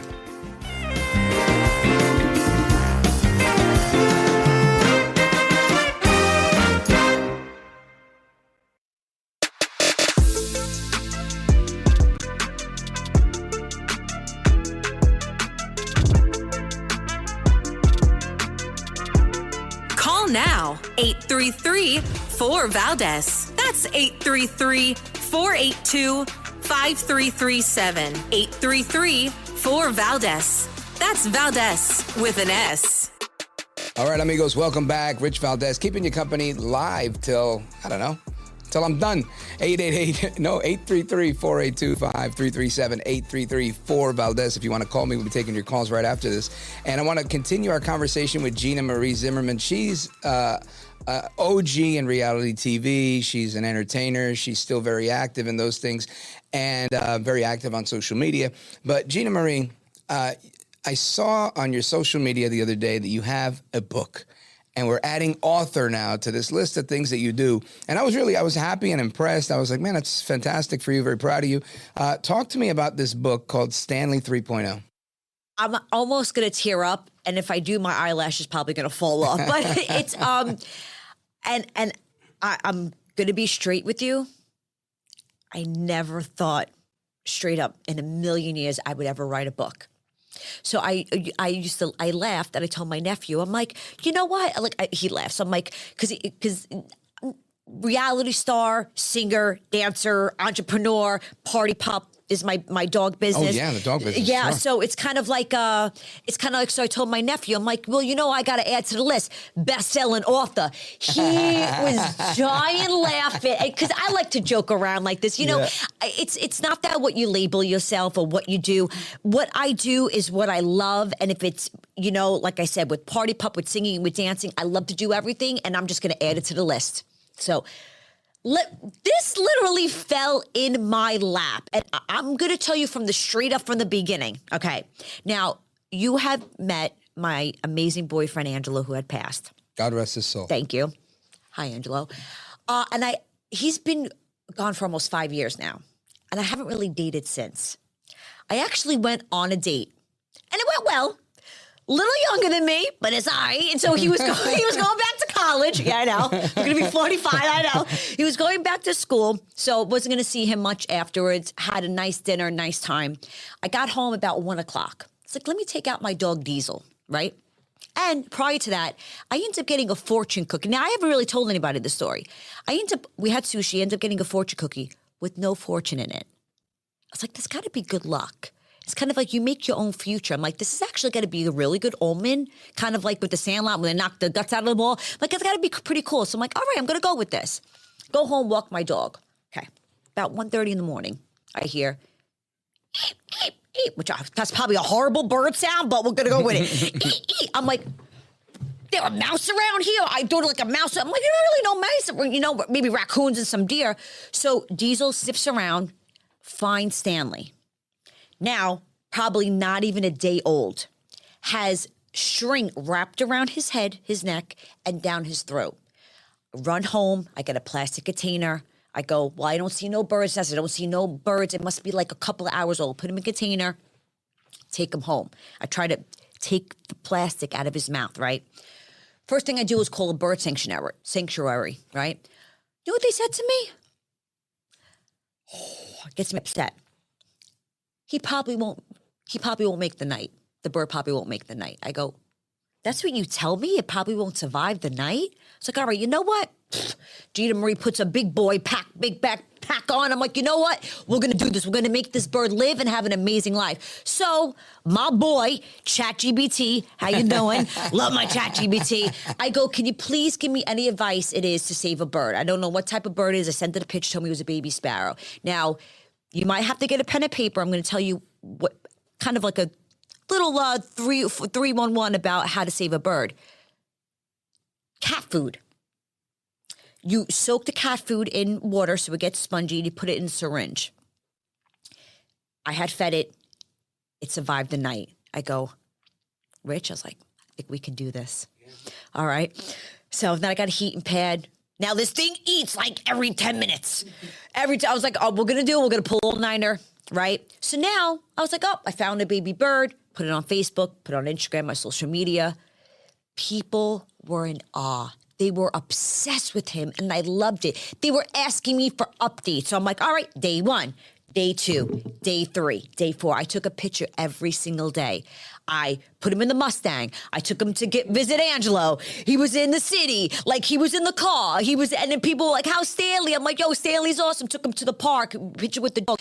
Literally, everybody fell in love with him. And I go, this can make a great children's book. And the message that I want to send to everybody that now I have no children, never married.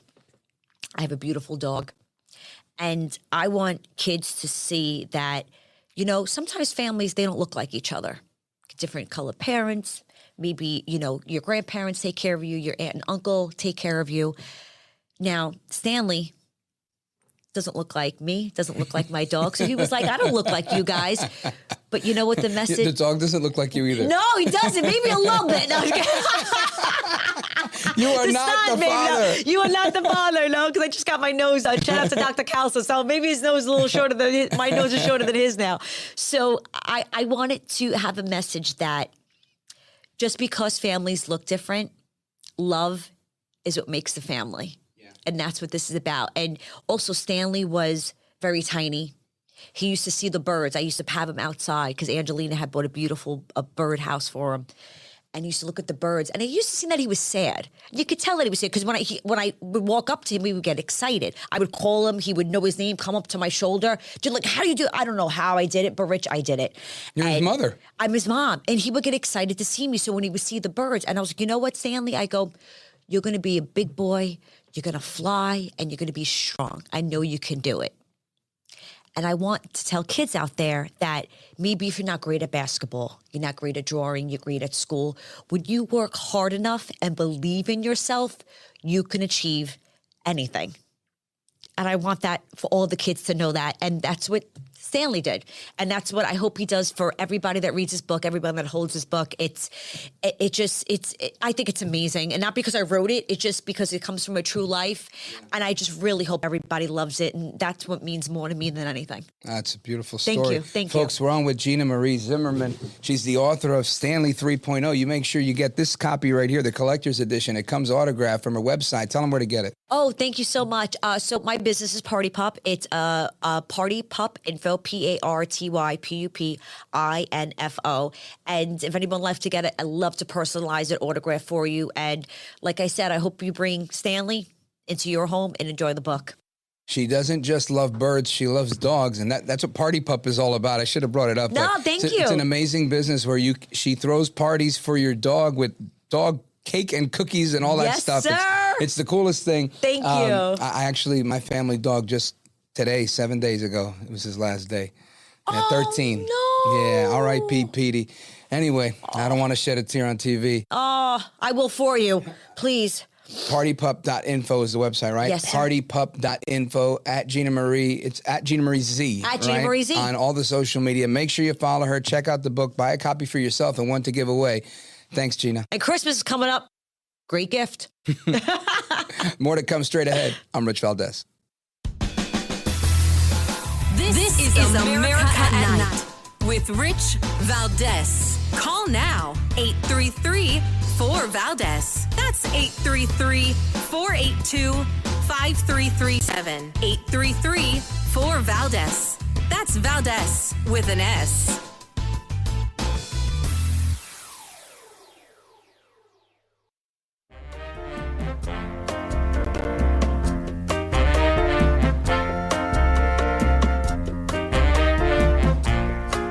I'm so glad to be on your show, Rich. It's just an amazing broadcast that I hope the rest of America listens to every day. America at Night with Rich Valdés. All right, amigos, welcome back. It's Rich Valdés. I'm still here with you live for a little bit. And if you want to join me, it's 833-482-5337. Always a vibe, honestly. It's an interesting experience speaking with Gina Marie. She brings so much energy. Some people are just, on the scale from 1 to 10 energy level, they come in at 12 or 15. Their knob is broken there. And I love that about her. I have one of my daughters is like that too. She's just always ready to go, stuck on the high button. And the message of her book is really what, I found most interesting about that conversation. Translating this nursing a small bird back to health to an actual life lesson about making it in whatever capacity. And I think all too often we focus so much on the negative news and here's what sucks about life. And we don't pay enough attention to here's why we should be really grateful and really thankful. So that's me feeling mushy on a Monday. But I think we just spend too much time on beating up ourselves, right? Beating ourselves up, I should say, with respect to what's going on. And sometimes you just got to lighten up a little bit. Anyway, we're going to get to your calls momentarily. But I wanted to play a clip for you. This one is about something a little more serious. The Supreme Court is now going to be weighing in on mail-in ballots that arrive after Election Day. You know, it's funny. Over the weekend, you guys know I have my buddy Ruben the Cuban, and we went out to some restaurant, a couple of guys, and we had these pork chops. Oh, they were so good. And we were talking about political stuff. And he was getting into an argument about how, you know, I can't take anybody seriously who says there was anything wrong, that there was some sort of theft that went on with the election in 2020.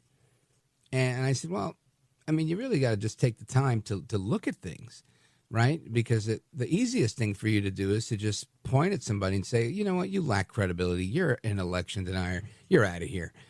But it's harder to remain calm and say, all right, let me hear what you have to say and then refute it. If it's that crazy, I'll just dismiss it out of hand. But you shouldn't, right? You should really weigh it and hear what people have to say.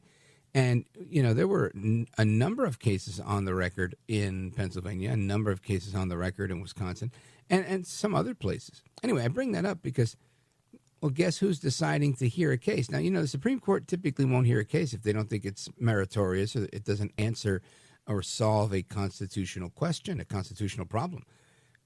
And yet here they are, agreeing to get in on this. Listen to this, number 28. Can states count mail-in ballots that arrive after Election Day? The Supreme Court just agreed to take up that question, and it could change how we vote by mail in the U.S. Right now, 18 states allow ballots that are postmarked by Election Day to be counted even if they get there days later. That includes Washington, which is a vote-by-mail state. But in Mississippi, a federal appeals court ruled that the law allowing late-arriving ballots is illegal.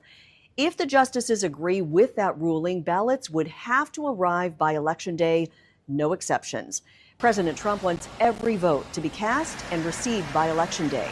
A decision is expected by June before the 2026 midterms. Well, I think that's a great idea. I don't know about you, and I'd love to get your thoughts on it if you're interested in sharing them with me. But why wouldn't we get all these votes in by Election Day, right? When you have early voting anywhere else, you got to vote early. It counts on Election Day. This idea that I'm going to give you a couple of days after Election Day as long as it's postmarked by Election Day. Now, I think you got to make it clear. Look, you've got up to Election Day if you want to vote early or by mail. But that's it. There's no the cutoff is whatever, 2 days before, like early voting, right? Early voting ended for most people that Saturday before the Tuesday. Or that Sunday. So that meeting November 4th was the Tuesday, the 3rd was Monday. So November 2nd was the last day people could vote. Right? That makes sense. That was the Sunday. People on the 3rd, nobody was voting because they were counting all those votes up to apply them for Monday. So you can have an actual winner. And that was the case. I think that's a good idea. All right. I don't think that we should allow the vote to be belabored. I don't think we should delay it. I think people should have their votes counted quickly. And that's that. Anyway, I don't want to ignore you guys. I want to go to the calls. 833-482-5337, 833-4-Valdés. Let's go to Dave calling us from Cheyenne, Wyoming, streaming the show tonight, richvaldés.com. Dave, go right ahead. Hey, Rich. Yeah, with regard to your guest, I wanted to ask her this, but I guess I'm late. But with regard to BLM, people complain about it all the time, and so much of the complaint is, well, they think bad thoughts or they said bad things. I want to know.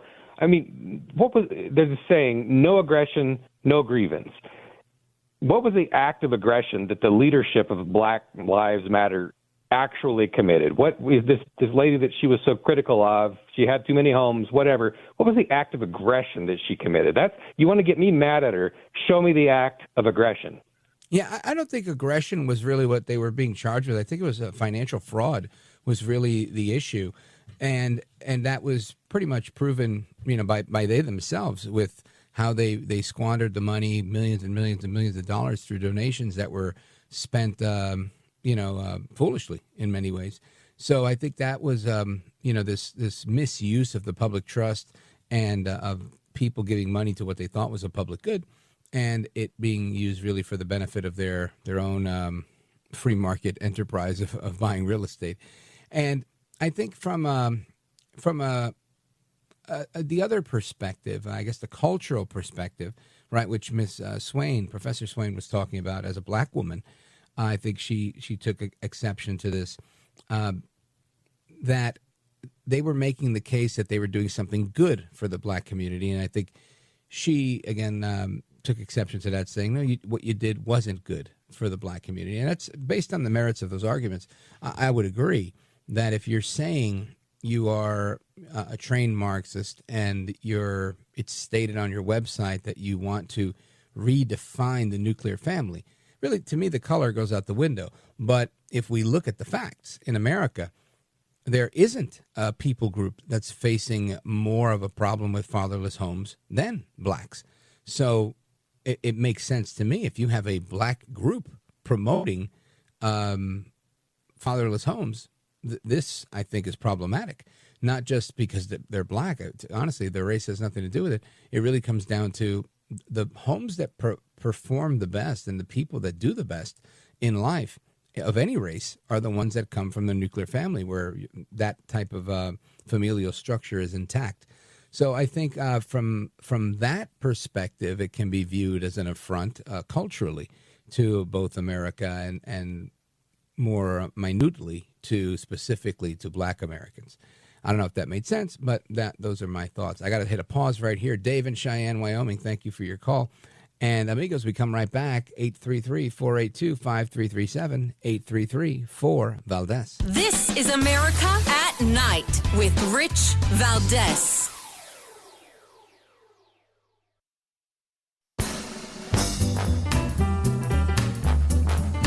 All right, amigos, welcome back. Rich Valdés, keeping you company this Monday night for a little while longer.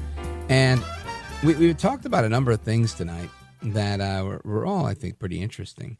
But I thought this Supreme Court thing was interesting. The Senate passing the initial deal to end the government shutdown.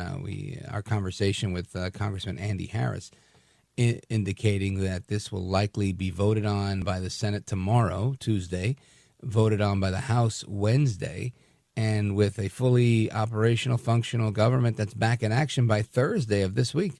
So, sounds like a decent timeline to me. And I don't know. I'm not even used to having a functional government lately anymore, right? What are we going to do? What are we going to do without saying the government's still shut down? No, the government will not be shut down, and that's a good thing. So kudos to El Trompito for sticking to his guns on this, because honestly, this is what needed to happen. The Democrats needed to capitulate. And maybe they did get that election night win based on some of the rhetoric based on this. That may or may not be the case. But either way, that's how it goes down. Anyway, I'm going to go to Bob in Phoenix, Arizona on KFNX very quickly. Bob, go right ahead, sir. Yeah, I was curious. India is part of NATO, and isn't Taiwan part of NATO? India and Taiwan are part of NATO, the North Atlantic Treaty Organization. That's news to me. Last I heard, India was not anywhere near Europe, nor was Taiwan. But Bob, thank you. And if you're out there and you're listening, let's get Bob a globe, or maybe even a map, or maybe even Google. All right, Bob. Thanks, brother. Sometimes you get good trolls. Sometimes you get Bob. What are you going to do? Hasta la próxima. Take care. Good night. God bless you, America. I'm Rich Valdés.